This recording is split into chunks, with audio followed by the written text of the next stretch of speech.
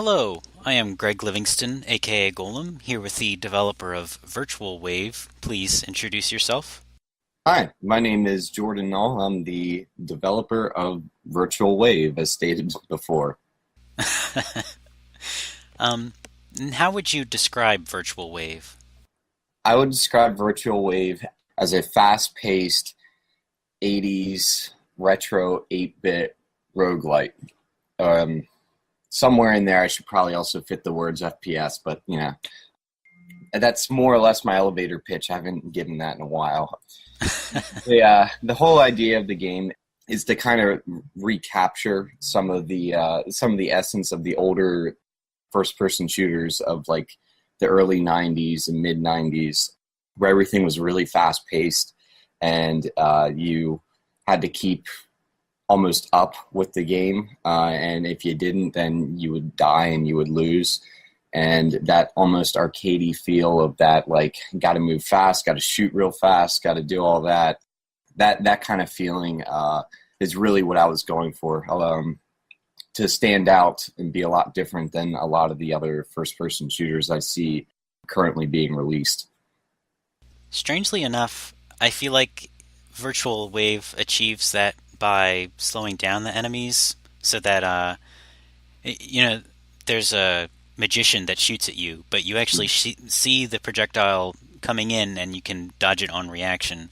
And that kind of feeds into um, because you can see it coming in, you're able to move through space around it rather than taking cover. Yeah, that was another big thing. Everyone who played like the original Doom and Wolfenstein, they absolutely hate the hit scan enemies. It's like one of the biggest gripes I hear about every single time. I watch someone do a review about those old games, and I mean, yeah, it is kind of true. You just step out into the open, and then all of a sudden you start getting shot at, and you don't even know what direction you're getting shot at, and it's like, at least it feels a little bit more fair, even if they're shooting from behind you, that you get hit with something that you could potentially dodge. And I think that's the biggest thing, is making the player feel like he or she is not being cheated while playing the game. That's one of the biggest things there. So when you say making the feeler, or, all right, let's try that again. So when you say making the player feel like they're not getting cheated, Mhm. um, there's a certain.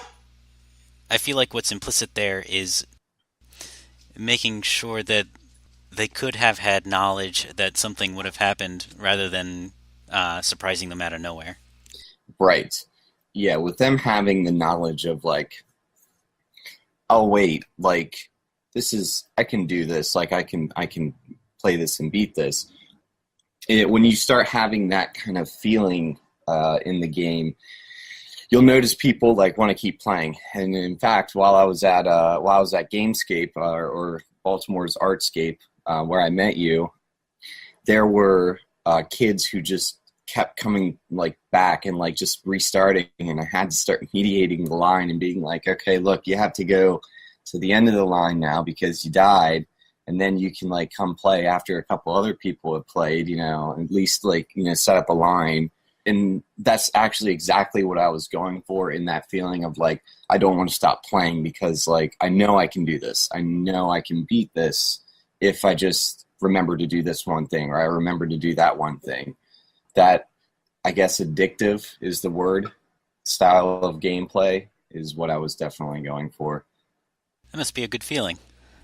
Yeah, I know at the beginning I get a lot of gripe because you have to reload your gun and you have to reload every shot that you take.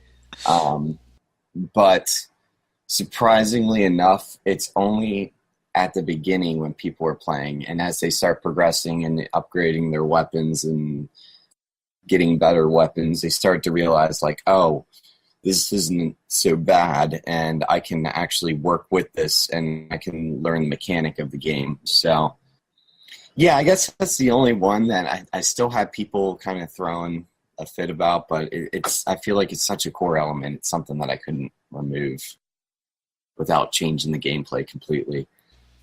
Right. I guess my intuitive understanding of the reloading is that it gives you a sense of commitment that you can't just spam the uh, you can't spam your bullets. You have to place them appropriately because then you'll have to pay for them with a reload time. Right. And then that was the other thing. I swapped out the whole mechanic of running around to collect ammo, like a lot of other games did in the early 90s. I swapped that out completely with just unlimited ammo, as long as you have the weapon. And I feel like that hits that like arcadey feel a little bit better. And I also feel like it's a fair enough trade-off that you don't have to worry about ammo, but you still have to reload. That, like, there's some sort of, I guess, fairness, to it. I know I hate whenever I'm playing first-person shooters and I'm having fun and I'm mowing down like hordes of enemies, and then all of a sudden I run out of ammo. Like, I really hate that. That really upsets me or pisses me off when that happens. So I feel like, okay, well, I can create the hordes of enemies, but if you just give unlimited ammo and then you have to be careful about how you shoot, it makes it a little bit easier, I guess. Yeah, and difficult. I guess the way I would put it is that if you cap the ammo but don't make the reloading so important, then the consequence for shooting too much is a lot more long term. Like, you might waste all your bullets and not realize until you are out of them completely. Right, Whereas in Virtual Wave, the penalty comes a lot sooner, but is also a lot lighter because you can just reload. right. And also doing that, it doesn't break gameplay with people quite as much. So, like, oh yeah, remembering you have to reload, and then there's that constant, like, okay, reload anxiety, and then I can still keep shooting, but I have to keep moving in order to be safe, or to keep from taking damage from enemies. And in of that self, there's a whole different dynamic to each and every enemy and how they operate and what they do, because I feel like each different type of enemy is supposed to be making the player react a different way, and then there becomes a priority, like a hierarchy of which enemies you need to deal with first and which ones can wait, kind of a thing. I don't know how more I want to elaborate on that. Do you have a specific question maybe for that? I did get the sense in general that you want to keep moving because, first of all, the enemies are always looking at your position. So to Yes. dodge an incoming skeleton, you want to, just move to the left, however many pixels, just to even, offset their shot from you. Right. There's also the fact that you can't see three-quarters of the space around your body just because you're looking in first person. So if a slime sneaks up behind you, he's going to jump you. Right. And so moving kind of offsets that because you'll dodge things unintentionally. Right. I've actually seen a lot of players do that, because if they do a quick 360, I know exactly where all the enemies are in the map, or if I can see their heads-up display, I can tell where the enemies are in relation to the player, and I can tell how lucky they're being, or unlucky they're being is a good way to put that if they're not paying attention. So something I was curious about was how you balanced enemy movement, like their speed and their various behaviors, versus the player's movement. Right. All the enemies that move to your position exactly where your position is are slower than you. Enemies that move faster than you are charging at you. However, they're doing it in like a straight line, so they have I think it's a half of a second pause. I timed it out, like, on how many cycles that the process runs, so that it would be half of a second exactly, where they make a face of their attack face, and then they charge at you, like the ghost. In doing that, even though that they move faster than you, they don't actually move exactly where you're at. They're moving at the last position that they saw you at in that split moment. So it gives you that ability to be able to dodge them, even though they're moving much faster than the bullets and moving much faster than any of the other enemies. There's a weird balance that I've had to take while crafting each enemy into trying to make them semi-unique, because I like at the last convention I was at, which was Too Many Games in Philadelphia, that I had the ninja guy set up to not have any kind of a pause before he attacks or a pause after he attacks. And what he does is he'll steal your money away. He won't actually hurt you. Now, if you don't have any coins, then he'll start stealing your health. So he steals your coins, and I was noticing players just getting absolutely wrecked on this guy because he was so fast and he was so quick. No one really had a chance to react to him properly. So I had to nerf him a little bit so that it made it a little bit easier to target him and to kill him. And like playing it myself, sometimes I kind of hit the nail on the head with how the enemies are supposed to act and what feels fair. And then sometimes it's better to have somebody else play it to see how someone else would react to the same situation. Because, I mean, I know how the enemies are going to act because I programmed them versus somebody else who has never looked at the code or maybe even never seen the game and getting that natural reaction to an enemy. That's pretty important, I think, in balancing those enemies. And a lot of the ones that you're seeing in there, I've taken to a lot of conventions. So a lot of those enemies have been really balanced fairly. But that's a really key factor in everything as well. Actually, regarding the changes you've made for balances, it seems like there are a fair number of changes between the last beta build I was able to find and the build that was shown at Gamescape. Yes. Like the newer build, your shots are much faster, Mm-hmm. and when you take damage, there's an indicator on screen to show where the attack comes from, and the shop is a lot more polite. It'll pause the game for you. Right. So I was wondering, when you make those changes, do you see them as net gains where you have to lose something you like for the greater good of the game, or do you see them as like entirely beneficial changes, like no loss? That's kind of a mixed bag. Some of them I look at as I'm losing something that I really liked in order to improve the gameplay for a wider audience. For example, the shop. One of the biggest things with the shop that I dealt with last year, which I think I was at the Harrisburg Comic-Con. I had people talking about the shop and how they hated it. And I was like, why do you hate the shop? And they didn't like it because it was originally set up, you had to like buy on the fly. And you had to, it didn't stop gameplay. It just made everything a lot more like you have to keep moving sort of a thing.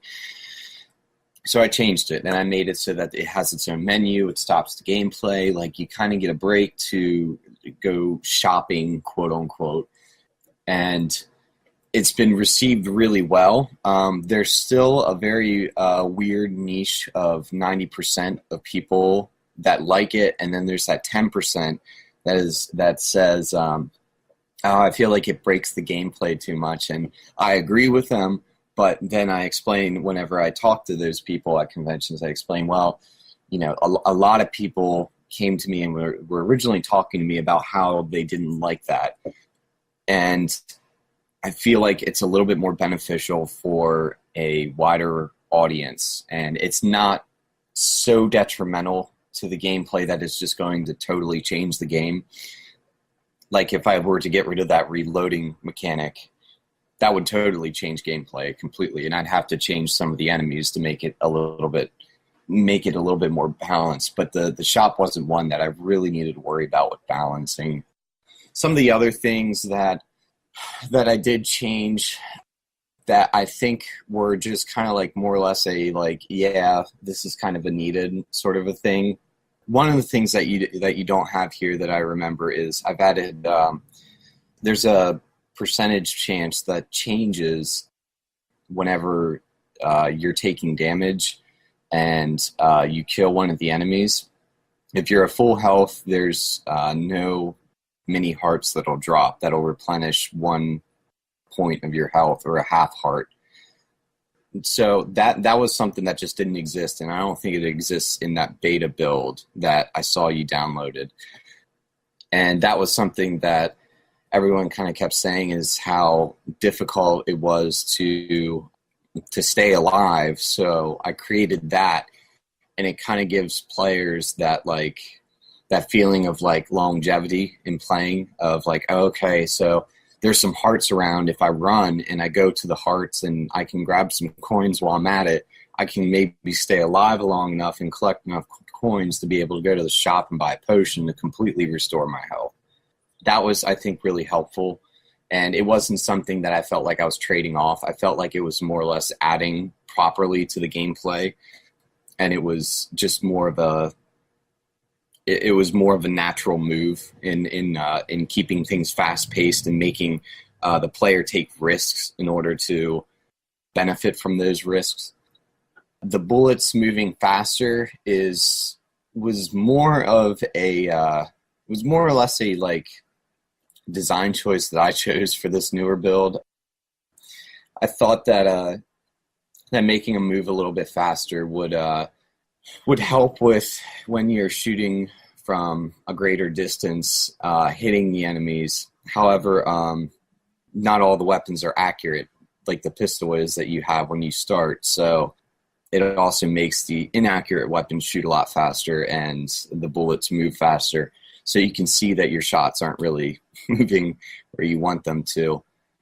The shooting down of skeleton projectiles was something that I wanted to do in actually that beta build, and I was working on that, and there was like bits of code that I had running, but unfortunately I just couldn't get it to work right in that build.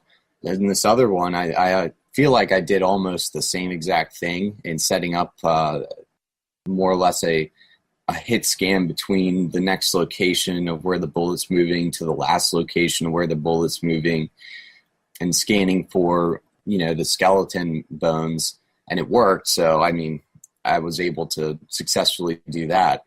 But I feel like because it adds a little bit more interactivity to the game, and that was just something that I wanted to have in there that I for whatever reason before I couldn't get it working, and this time I was able to. The screen indicator for letting you know there's actually a word for that. Damage indicator, that's what they're called. Getting that to work wasn't too bad. It took about 3 hours to get it to work properly. But the idea behind that was, you are limited to your field of view. In the old one, I think I had like 40 as set as the field of view, and in this one, it's set to 60. And if you're a first-person shooter player, you'll know that a lot of games you can go in and edit the field of view, and I actually am cutting that off. I'm not allowing for that. A lot of people shouldn't be able to like see 120 degrees and be able to see like around themselves. But in doing that, it opens up the scope of where you can see, but you still can't see necessarily what's coming like directly to the side of you or directly behind you. And that damage indicator is there to more or less remind the player that, hey, yeah, there's enemies that are behind you now, or there's enemies, because they're not always paying attention to the heads-up display and the mini-map that's going on. So that wasn't a, like, huge trade-off or anything. That was just something that was kind of like, it's pretty standard. A lot of first-person shooters have this. Like, this is just something that a lot of people expect whenever they play a game like this. And then the other thing you have here, we already talked about the shop, the new weapons. So actually in the build that I took out to Gamescape and Too Many Games this year, There is only 6 out of the, I think it's in total, yeah, it's in total 14 weapons that I have planned. Not all of them are working properly yet, but I have in total 14 of them. And the way that they kind of work is the ones that everyone is playing with now at the conventions are kind of like the standard weapons, and they'll always be present in the shop. And then there will be a campaign in our arcade mode, and what everyone's kind of playing right now is the arcade mode. During the campaign, you can actually find floppy disks that will have the different weapons on them and different items, and they'll unlock them in the shop. And when they become unlocked, they become permanently unlocked, and you can actually then, if you were to quit the game and then go quit the campaign and then go play the arcade mode, it becomes unlocked there as well. In doing that, it's more of a like exploration kind of a thing, replayability, and it adds a little bit more to gameplay. Some of the weapons run on some interesting mechanics where some of them do more damage to certain types of enemies, and then some of them do less damage to certain types of enemies, like the flamethrower and the ice gun. If there's an ice enemy, the ice gun isn't going to be as effective as the flamethrower would be, and vice versa. So there's a little bit more that's going on behind the scenes that nobody's really seen yet. I haven't really displayed it, not even on my Twitter. So I think that about covers the really big changes. Oh, there is one other thing that I forgot about in big changes. In that beta, there are new status changes. And status changes, I guess the best way to think about them, because they're very similar to it, or similar to how there are Pokemon status changes. You can become confused.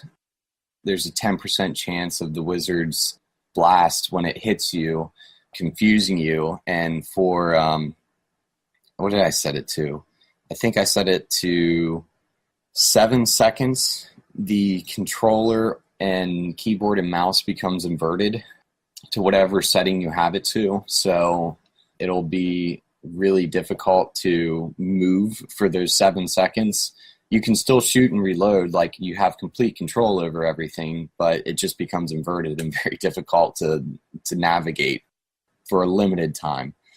And then there's the poisoned effect, which not too many people got to the beehives at Gamescape, but the beehives have bees in them, and the bees have a potential of poisoning you. I think it's a 20% chance when they attack you, and it causes the screen to become distorted, and it causes your movement to be similar to almost like an ice level, where you have a really high movement but really slow friction. So acceleration and friction are one of the same in virtual waves. So it takes a while to start moving fast, and then it takes a while to slow down, kind of a thing. So it doesn't necessarily stop you from playing the game. It just makes it a little bit harder, but not as hard as the confusion is. So it can last a little bit longer. There's also the burned one, where every 15 steps you take damage. Still trying to figure out a good way on that one for letting the player know that that's how that works. And I'm not sure how I want to go about that, but I'll find a better way to let the player know, hey, 15 steps and then you'll take a hit, kind of a thing. And there's a couple other ones, but those status changes also are pretty big in gameplay, in changing the game, because it makes you almost play a different game in the middle of playing the game. And I felt like they were unique and interesting enough to add in as a difficulty and a challenge for some of the other things that I've added in that ease up on the player. And honestly, I think that about covers, maybe not all, but most of the changes that are going into, that have gone into the new build. Actually, regarding the status changes, I noticed with the enemies that there's a tendency for them to go through multiple states as well, like the slimes that split up or the skeletons that crumble. So Yep. it's almost like the player's side of it is the status effect. Yeah. So the enemies, and trying to make them all feel unique and different. The slimes splitting up is more or less kind of a nuisance because the smaller they get, the faster they move. So you can actually have like a lot of like baby slimes coming at you at once. However, when you're already in a state of being hurt, you can't take more damage. So you don't have to worry about taking more damage whenever you get hit once. But as soon as that invincibility wears off of, you just got hurt, you can get hit again. The whole mechanic behind the slimes is when they're big and they're the big fat ones, they're almost easier to just let them go and come back to them after you deal with like the enemies with the projectiles and the ones that charge at you, because they're slow enough that they're not really going to catch up to you. And a lot of mistakes I see people doing is breaking them up and getting them smaller where they can catch up to you. So that's a kind of a gameplay thing, and you're not going to figure out until you play the game enough. The skeletons breaking down, there's actually specific variables that I call that. I'm going to pull it up in the enemy itself. In object skeleton, there's states. Crumble and rebirth is what I call those states. So the crumble state, I got the idea from that from Super Mario 3, the dry bones guy. But I really like it because when he's down, you can still kill him. You just got to shoot him whenever he's crumbled. However, whenever you're dealing with a large volume of enemies, it's pretty easy to overlook him when he goes down.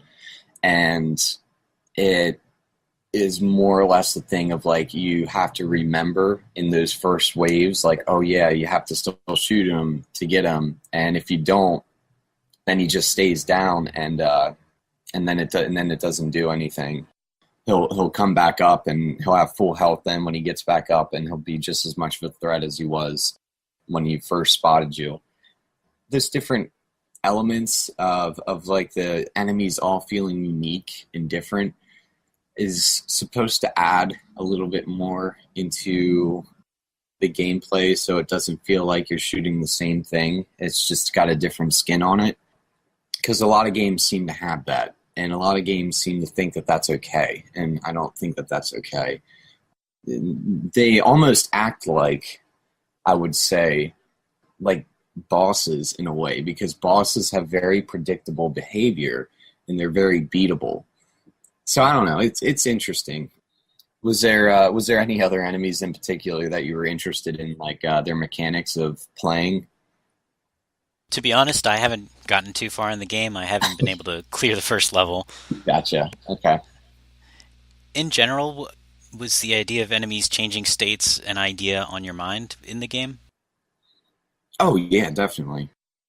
Those enemies having unique states was literally like one of the first things that I was thinking about when I was creating the game. When I first started programming it, I wanted all the enemies to be super unique, and I wanted them to all have their own quirks about playing and fighting them. And actually, the wizard was the first enemy that I programmed, but he's pretty hard, so I saved him for later because he's pretty tough.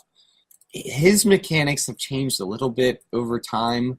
In that old one, he teleports randomly to any position. And in this one, he doesn't teleport to a random position.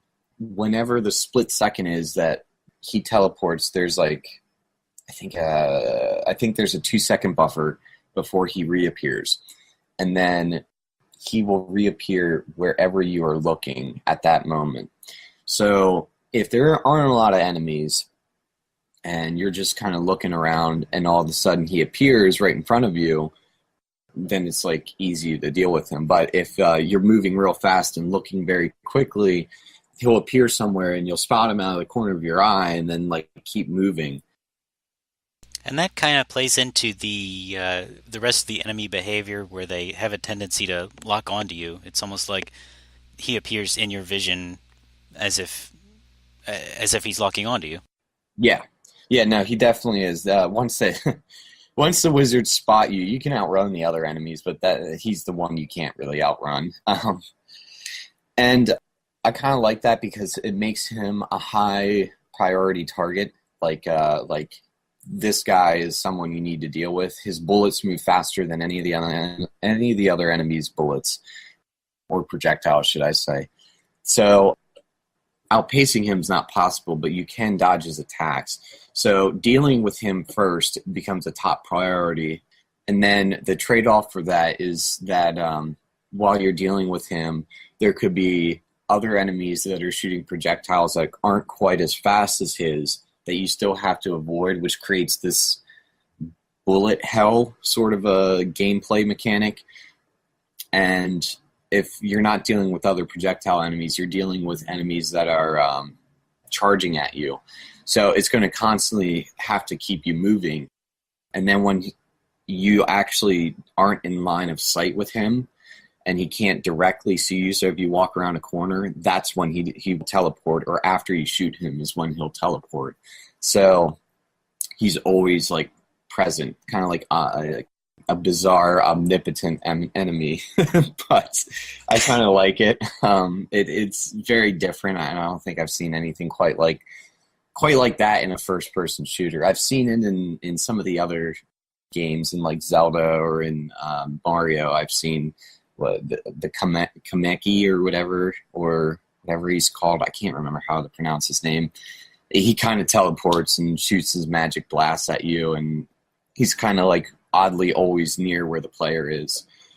So I think that answered the question that you asked. Yeah, yeah. Okay. So in talking about the gameplay of Virtual Wave, you mentioned that one goal is to keep the player moving, and so I get the idea of a player who zooms around and is kind of here one moment, there the next. Mm-hmm. But you also describe enemies that have layers of interplay where the slimes break up over time as you attack them more and more, Yeah. stuff like that. So I was wondering, how do you think those two features interact when you have a player whose focus may be shifting, but enemies may require, more than a moment's notice to properly dispatch? So how do I feel about when it starts getting really crazy? I feel like that it's fair if you set yourself up in some of those earlier stages. Those beginning levels are really key, or waves, should I say, are really key in really farming coins, in setting yourself up for certain items and certain weapons that are going to allow you to deal with situations like that in the later levels. Like one of the first two things that become really important are grabbing the hyper shoes in the shop that let you run. So you have that ability then, which allows you to move really fast. And then getting one of the shotguns, because one of the shotguns will be able to deal with the slimes actually a lot easier. You can kill multiple slimes instead of just one at a time. With the sawed-off actually being able to, if you're close enough to a couple enemies, instant kill up to 3 enemies at a time. The Spaz 12 can instant kill without using any of the bullets or projectiles 1 enemy at a time. But you still have then the projectiles that could potentially deal damage to other enemies that are behind that particular enemy. Having those levels at the beginning, those waves at the beginning, is the only way to really get yourself set up for dealing with that situation. Because even though there are people, you can do it, it's very difficult, but you can go through the entire up to like wave 25 or a little bit more than that with just a pistol. It's just really hard to do it, and I don't recommend it because that's not how I set up the gameplay. I've seen people do it, actually. I don't know why they chose to do it, but they did. And Is that more or less the answer you were looking for in that? So let me repeat it back to make sure I understand.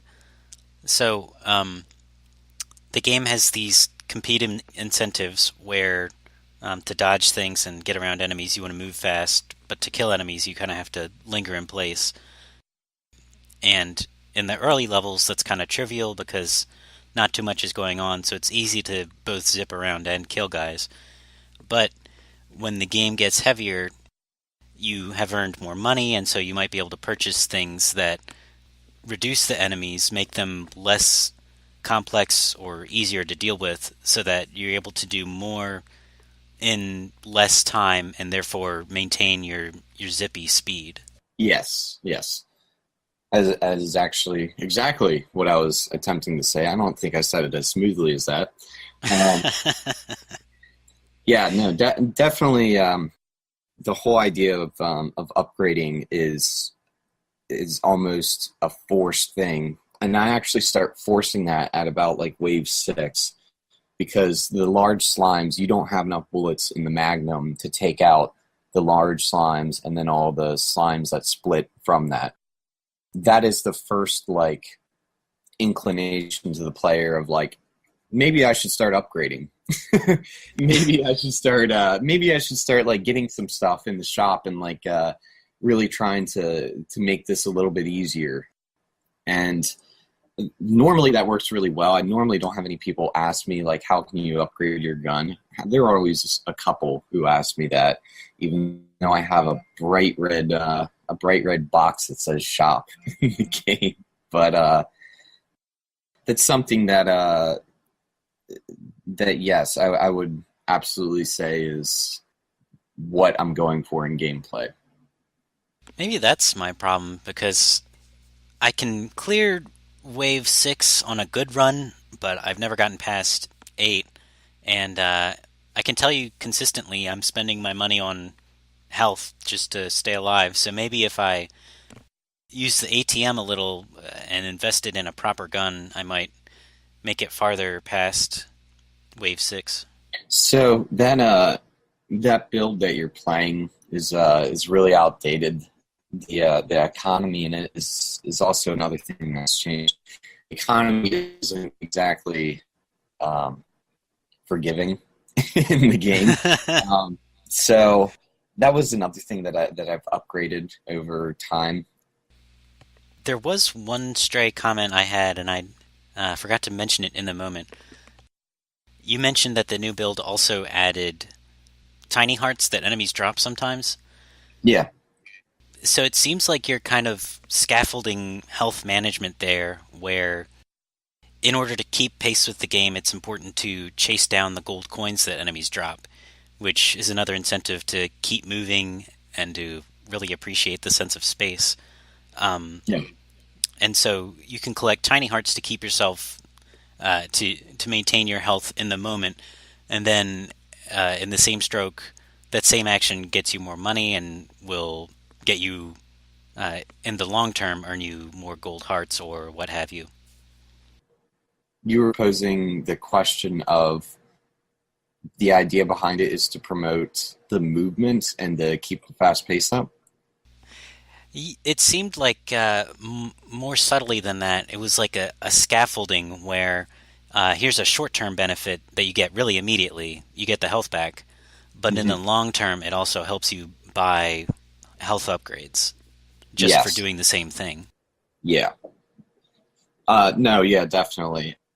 Yeah. One of the other things is whenever whenever playing whenever playing a game and they have like they have an herb in the shop, but then like you can go and like there's like a free way to restore your health.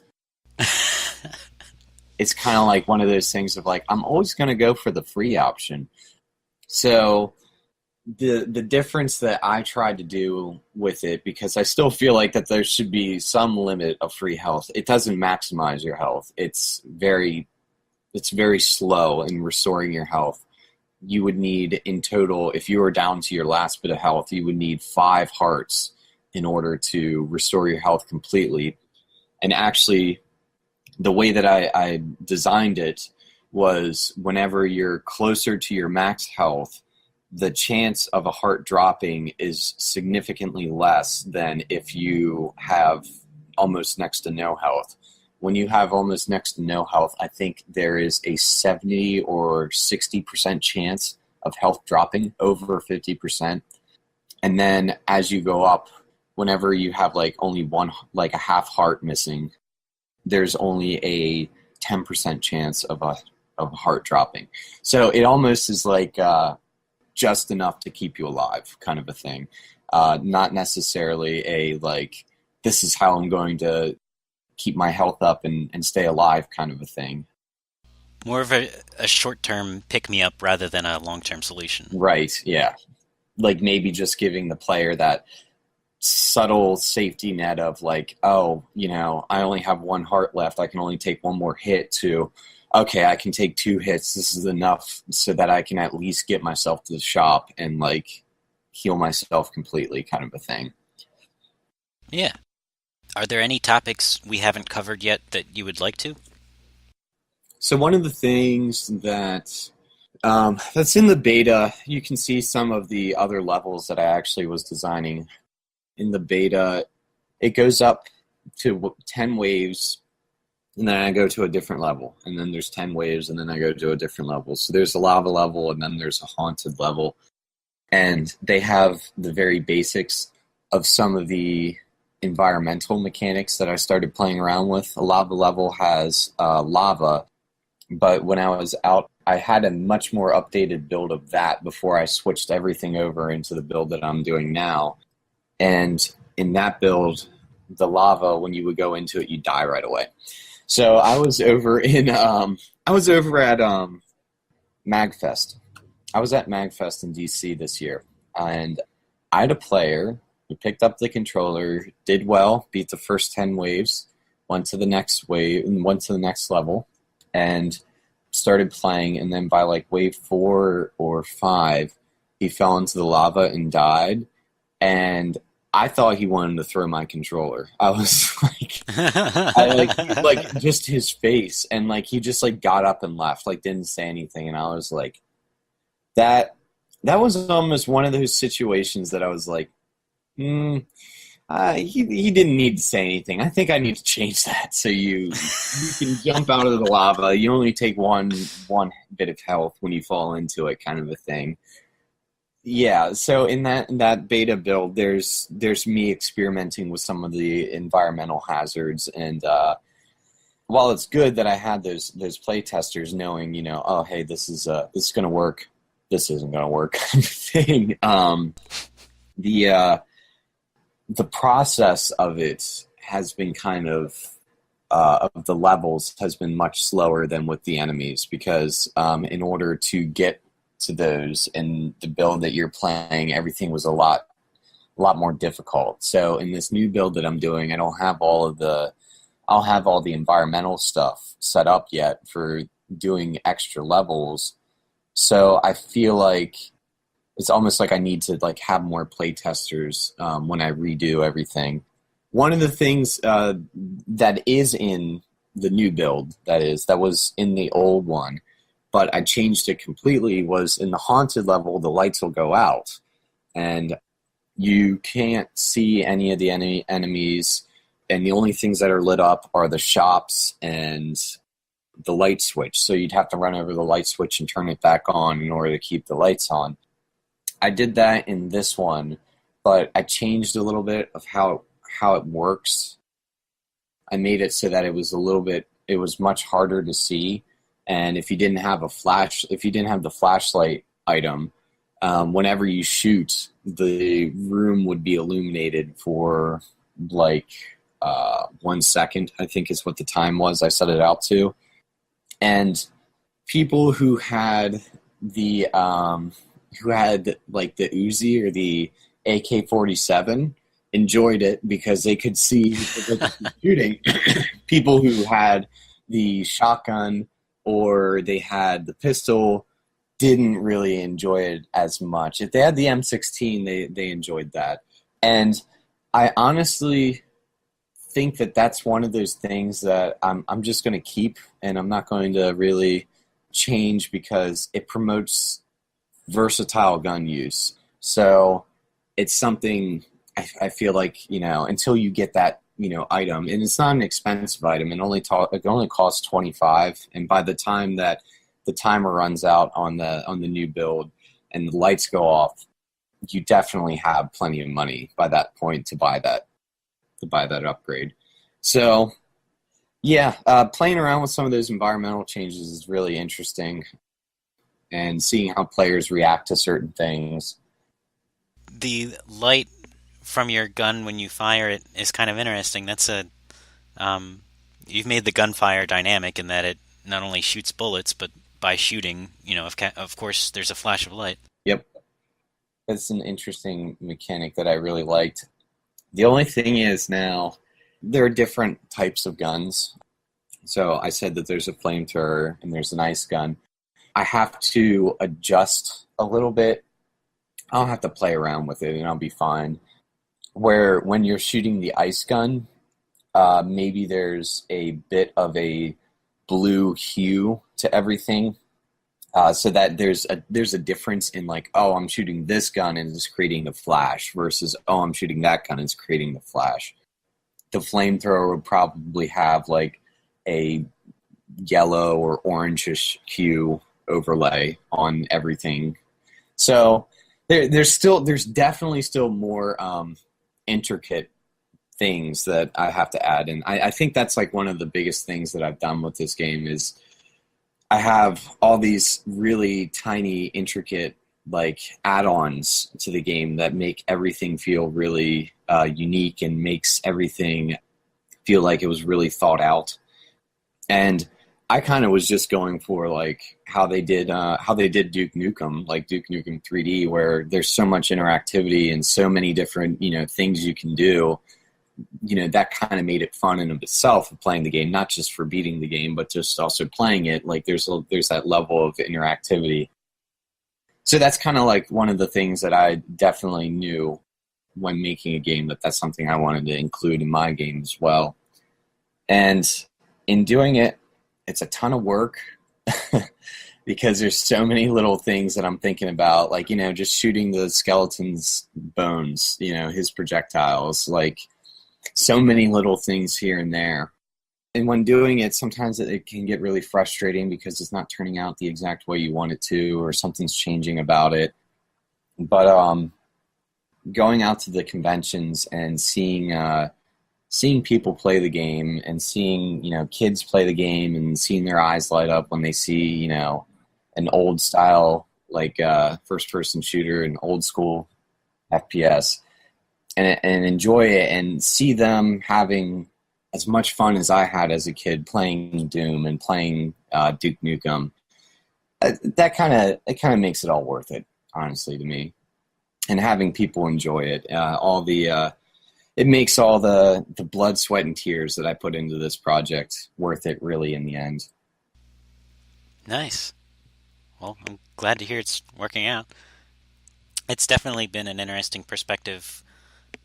First seeing the later build and then going back to the older one and really appreciating, like, it's definitely the same game, but those little touches make such a big difference. Oh, yeah. It's surprising how much changing a couple numbers around can make a difference in gameplay. Changing a 40 to a 60 or changing just one thing, a huge difference in gameplay. So, when it comes to video games, what would you consider the most important? The intention of the designer, the experience of the player, or the game itself? I think the most important thing is the experience of the player. Number one is that is going to be the immediate thing that anyone does when they pick up your game and play it. If you're a developer, does this game feel good? Does it feel good to shoot? Does it feel like it's like this is fun to interact with? Is it, when I move, does that feel good? When I reload, does that feel good? When I if I'm doing a puzzle game, does like the puzzle mechanics feel good on whatever controller or keyboard or mouse that I'm using? And those are, I see a lot of times that that is overlooked, that like feeling of fun. And I feel like it's so important because it's the first thing that people are going to notice about your game when they play. And there are a lot of games where I played them and they feel really fun right away. And it may not be a game that I would like necessarily like, yeah, I'm going to sit at home and play this all the time. But it keeps me sitting there playing longer because it feels really nice to play the game versus having a game that has this really cool story or really cool artwork, but then you go to move around in it and it's like, well, this kind of feels like jerky. It doesn't feel it's not fluid, and then the jumping mechanic doesn't necessarily feel fair or something. Those things will deter people from playing, I feel like, and having that initial interest. So I definitely would have to go with the player experience is number one in game design. I would bet if you wanted to sit down and nail down what it means to feel good, that would probably be a very hard question to answer concretely. Yeah. So I think it was like literally the first 2 months of me making this was all about making sure that the player movement and the shooting felt good. And the rest of it was, a lot of the other stuff came after that, but it was seriously like 2 months of just that. Like, does jumping feel good? Does shooting the gun feel good? And between changing the animation of it and, having the camera shake and then having the moving left and right, the camera tilting slightly to the left and to the right. So, would you call those things game feel?